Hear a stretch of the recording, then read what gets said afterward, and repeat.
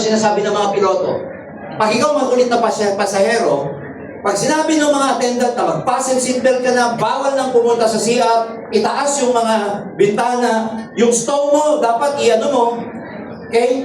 Tapos ikaw, ang kulit mo, anong sasabihin ng attendant sa'yo? Ma'am, ma'am, ma'am, ang tatapang. Tama ba? Sir, upo po kayo, sir. Bawal po. Sir, bawal mag-CR. Upo muna po kayo. Kasi napakadelikado ng take-off. Kasi pwedeng kuminto agad, sumubsog ka sa, hindi ka naka-seatbelt. Sumubsog ka dun sa piloto, galing ka sa likod. Ulit mo eh. Ulit mo. Di ba nakita niyo yung the recent accident sa India, Air India? It just lifted off after a few minutes, but it's crucial. So crucial stage to, from planning to ignition. Ang laman ng training na yan, eto. Ayan. Sorry. Skills na to. Lift off. Una, connect. Marami sa inyo nasa prospecting agad. Pero hindi nyo muna alam na napaka-importante pala nung personal branding mo. Branding mo pala, nakaka-connect ka na. Yes. Bakit kayo tira ng tira? Tas ayaw, tas sasabihin, tanong ko muna sa asawa ko. Tira ka ng tira, tapos nalitid na. Sa sobrang din ng ballpen mo, butas na yung papel. Turbo. Prospecting ka kagad eh. Tuturo namin sa inyo yung proper signaling and messaging scientifically para bago ka magbagsak ng marketing plan ng Acedra, nakakonect ka. May science po yun, ang tawag doon, connection. You connect. Minsan nga ganito eh. Kahit wala ka ng ibang skills, basta meron kang connection and personal branding, people will tell you, pare, join naman ako dyan. Ikaw pa yung, teka mamaya, hindi pa ako tapos, step 1 pa lang ako eh. May step 2 pa ako, contact. Gulo mo eh. Gets niyo ako? Yes. Gusto niyo bang matutunan yung skills na yun? Yes! Prospecting skills, hindi ito yung prospect. Makabago to, relevant ito, modern way of prospecting ang itutulong sa inyo. Presentation skills, you don't need to present for 1.5 hours. In 15 minutes, 10 to 15 minutes, done ang tour mo. Pay in, pinakamababa consultant. Tuturuan namin kayo mag-present ng presentation from consultant pataas. Hindi gusto nyo ba yun? Yes! Paano ipapakita sa prospect yung 200,000 napakaliit nun at kayang-kaya niyang bilhin? Yan ang mga ituturo namin. Hindi yung hiyang-hiya ka mag-present ng 200 kasi ikaw mismo laki kasi nito. Laki. 8.5 na lang, 8.5. Madali itong 8.5. Madali nga, pero magkano direct referral mo? Magkano binary mo? We will teach you a presentation where the executive package seems very, very little compared dun sa magiging ROI or return on investment ng prospect. Persuasion skills. Ano itong persuasion? Pipilitin, hindi. Ito yung part wherein you can persuade, convince your prospect scientifically without hard selling. Walang hard selling dito. Ayaw namin ituro sa inyo yung, parang kang talagang pilit na pilit. Dito magaan lang. Tuturuan namin kayo ng budol, ang gaan. Pero budol mo na. Biro lang. Are we clear? Yes. Kasi may presentation na hindi kailangang mabigat. May presentation na you're in your flow. Di ba may tawag na ganon? Yung ang daling magnegosyo, ang daling mabuhay, if you're in your flow. Tututuruan namin kayo ng skills po yan. Letter E na tayo, elevate. Pag nag-lift off, di naman natatapos dun eh. Tuloy-tuloy yun hanggang makuha nila yung tinatawag na cruising altitude. Until they reach 30,000 feet, 35,000 feet. Challenging stage to.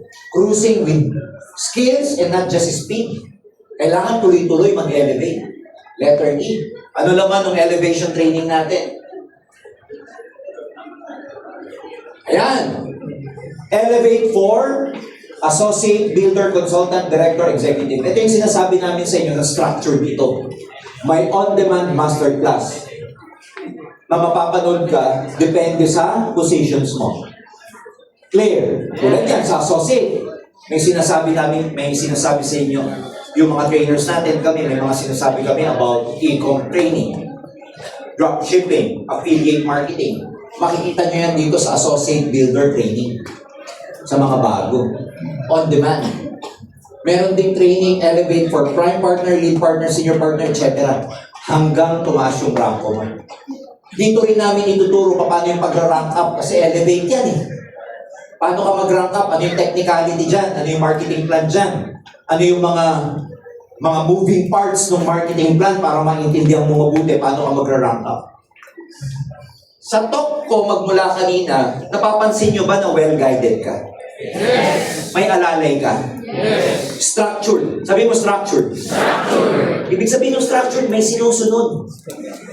Kasi pag nagbibuild ka ng bahay, may sinusunod eh. Ano muna? Foundation, buhos.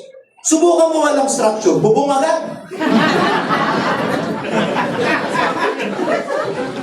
Pader agad, pader.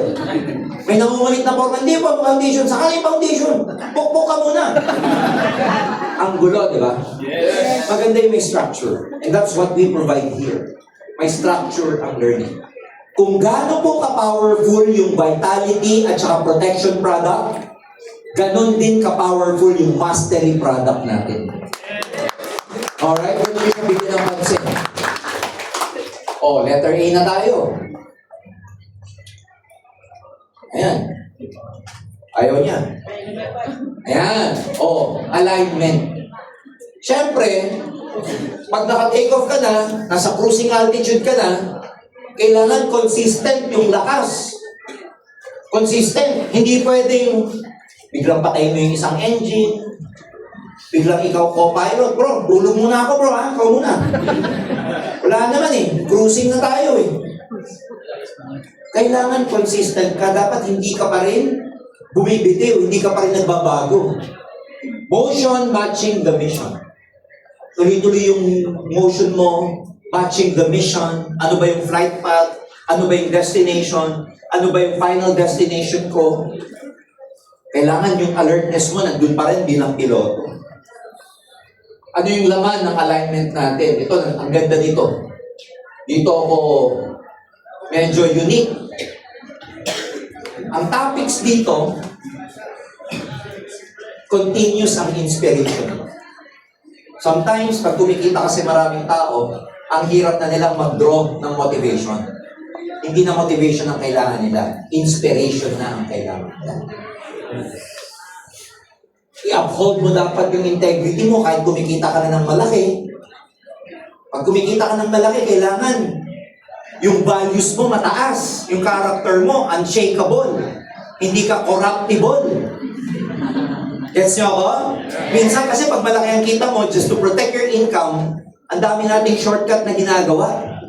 Andiyan yung narinig na natin before. Underpricing. Yung isa pa, yung madalas sa networking, soluting.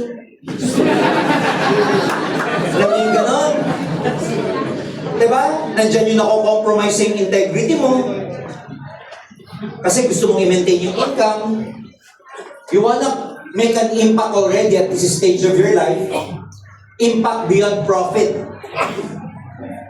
Sabi nga ni Miko kanina, what is our vision? We help committed dreamers grow by providing clarity through proper tools, structured learning, reliable system that create impact beyond profit.